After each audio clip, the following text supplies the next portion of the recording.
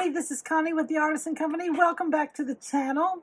Today we're just going to do something really simple. We're going to do a really fun ceramic bracelet. So let's get started to see what we got to have. All right, first of all, you got to have your drink, whether it's coffee, tea, or glass of wine, whatever you're having. You got to have your drink. So just went and got my coffee. You can see I like a little coffee with my cream, but I'm always using my Grateful cup. You can see it's got Grateful right there on the handle. Somebody gave me this as a gift, and I love it. It came from Kroger is where it came from. And there, some of the Krogers, have those gift areas where you can buy dishes and stuff, and that's where this came from, and I love it. I drink coffee out of it almost every day. Anyway, what aside, let's see what we got to have. First of all, you got to have some ceramic beads of some kind. And I bought these at, I think it was Michael's. I was in there looking for some paint or something one day. And I said, let me go buy the jewelry and see what they've got. So anyway, these little ceramic beads are like a gray, brown, a little ivory in them, green, kind of a blue-green. So they're almost a deep summer, early fall color. They're 8 millimeters, and we're going to use those. The next thing we're using are these awesome wood beads. You remember in the bead reveal that I did a couple of weeks ago, that box of beads that I had? These little guys, I sorted them all out, and lordy, y'all, the sorting, it took me a minute or two because there were so many in there. I bet there were 200 beads in there. Anyway, so I picked out these wooden beads. They have a little bit of a soft grain in them, and then they also have some of this gray color in here. So I picked those to go with that. And then I've got gold, does that look gold? Heck, did I know? Silver, silver and copper 5 millimeter bead caps. Yes, Marcia. My friend Marcia just busts me out every time I use a bead cap. But anyway, copper and silver, I'm going to mix the metals because I want to bring out the colors and the warmer colors. I want to do both. So I'm using 2 different color bead caps. Obviously, you got to have a finishing bead, and I've chosen copper on this one. This is a 7 millimeter. And then some crimps and crimp covers, or however you're wanting to finish it off. And I'm using silver for that because I'm mixing the metals. And then I'm using, I don't normally use these, but someone requested this. So this is a magnetic clasp, and so I'm using a silver tone magnetic clasp today. And then you need some AccuFat Flex, soft flex, bead along, it doesn't matter, but a 49 strand medium weight beading wire. Okay, that's it. I did buy one of these a while back, so I thought I would show you. This is a bracelet board. You turn it this way, and it has everywhere from an 8-inch bracelet down to a 5-inch bracelet. If you're doing baby bracelets and bracelets for children, this is great to have because it's so hard to gauge a child's wrist. There's so few beads that go in it. But anyway, most of the bracelets that I do are in this 8-inch, 7.5-inch, 7-inch range right here because I do adult jewelry, not children's. So I use this, and then down here it's got a little measurement thing so you can measure your beading wire, and then also you can lay your beads out straight if you want to, or put them in here. Doesn't matter, but anyway, it's a helpful little tool if you have trouble measuring bracelet sizes. This is a great little tool. I think I got this on Amazon. This is wood. But you can get these anywhere, Fire Mountain, Amazon, sometimes the box store, sometimes like Michael's, Hobby Lobby, or Walmart even, sometimes will carry these.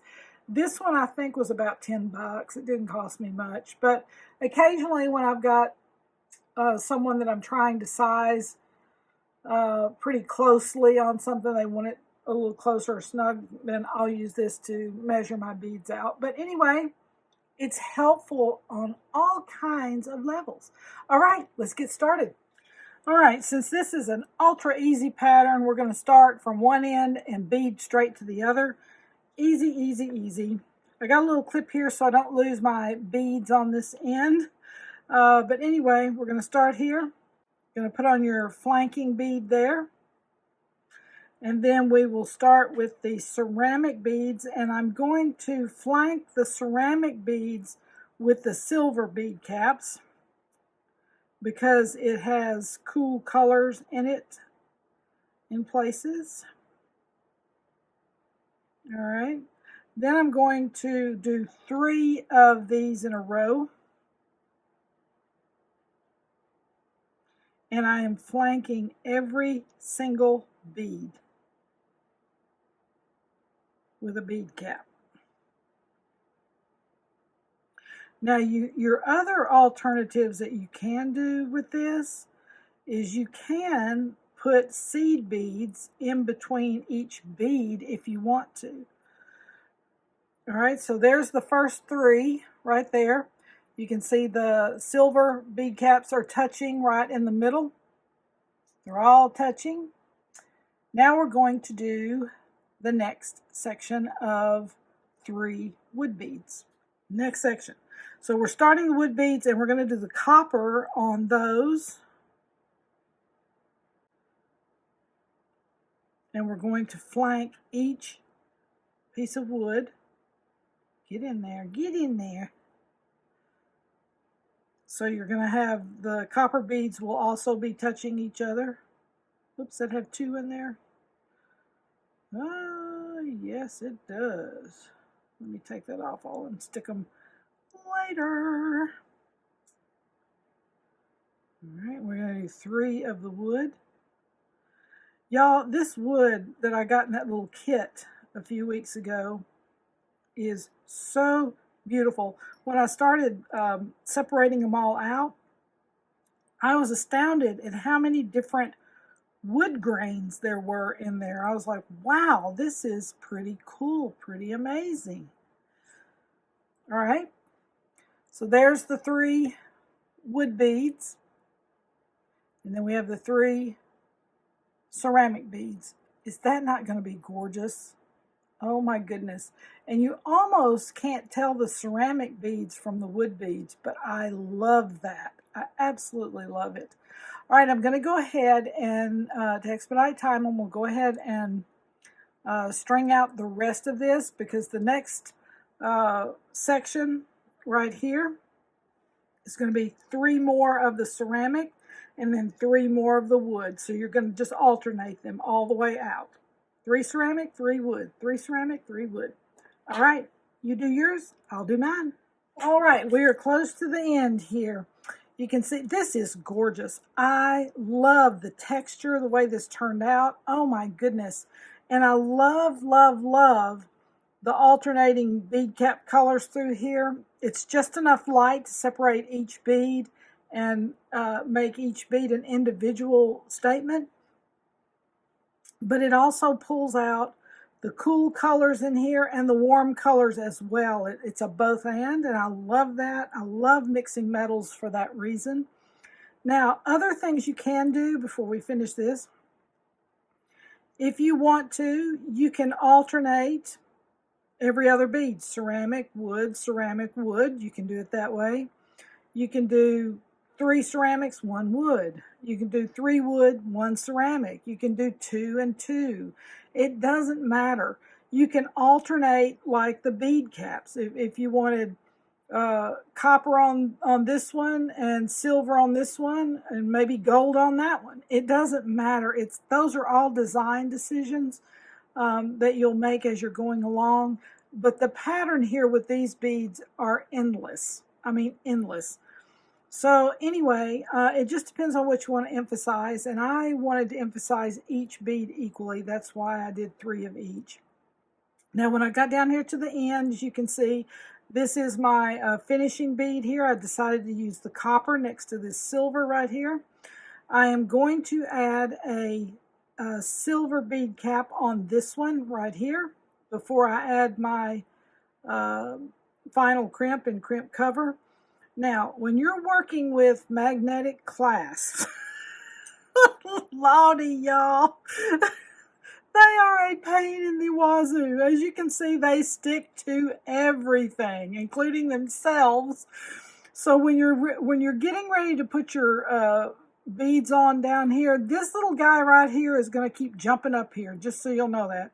So you're going to have to hold him back with your finger as you're working with these other beads, because otherwise he's going to be all in your Cheerios. Okay, let's finish this thing up. So I'm putting the finishing bead cap on the copper, and I chose silver, partly because this crimp is going to be next to this, and it's silver, so I did a silver bead cap on that. Put on your crimp or whatever you're doing there. Add your clasp. Put the wire back through your crimp, like so. And you're going to pull it down to the bead. Make sure now, before you finish this off, that you don't have space in between any of these beads, but you want it to be able to move. So it's got to be able to breathe. This has got to be able to breathe too. If it's not moving around like that, you've got your wire too tight in there. You need a little more space. And I'm looking at my space right there. All right. Now watch this little guy stick. See what I mean? You have to really watch this little guy right here. It's a pain in the butt. All right, so I got that. I've flattened it, and I'm going to fold it. And I know with this magnetic clasp, that was very difficult for you guys to see. But anyway, okay, I'm going to take this beading wire. I'm going to run it back through here, and I'll get back with you. Alrighty, I got the end of the clasp on here, and look how gorgeous this is. Let's snap her together. Bap, right there. Oh goodness, is this not great? I love this. It is so, so beautiful. I think I'm going to add a little charm right here on the end. So let me go look for a little charm, and we'll come back and see how that changed the look. All right, we are done. I love this. I liked it without the charm, and I like it with the charm. So what I chose was this little kind of antique copper looking leaf. Since we're using wood, I decided to go with the leaf motif, and it just pulls in this brown out of the wood. It's amazing. So you're probably wondering why I put it here instead of down here. So if I just was working with a normal clasp toggle or anything like that, I would have put it down here. But since this is magnetic, everything sticks to it. So what I did was I put it one bead up. I chose some inconspicuous color, which is an antique copper, to fit in right here on this little jump ring right here. And obviously the silver there, that's okay. But I use this antique copper right here just so that it's not noticeable that it's there. The only thing you really see is this. So anyway, that's why I made that decision. But this is the cutest thing ever, guys. I love this. I'm trying to decide now if I'm going to keep it or if I'm going to put it for sale. Who knows? It might wind up on my wrist. But anyway, I hope you've got some inspiration today using ceramic and wood beads.